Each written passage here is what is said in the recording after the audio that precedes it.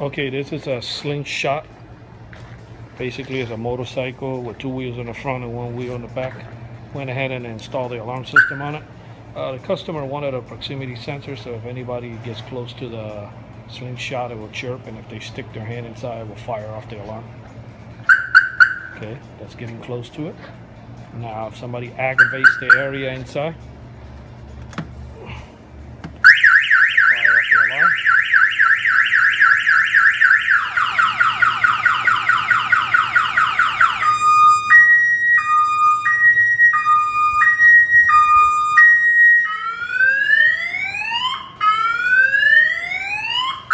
That's basically it. We added a Viper Smart Start to it, so it sends the customer a text message, and it also has a GPS. Kept it nice and clean. Everything is lubed. They're installing a stereo now on it. Pioneer. This is basically it. This alarm was installed here in Miami, Florida by Auto Line Specialists in this 2016 Slingshot.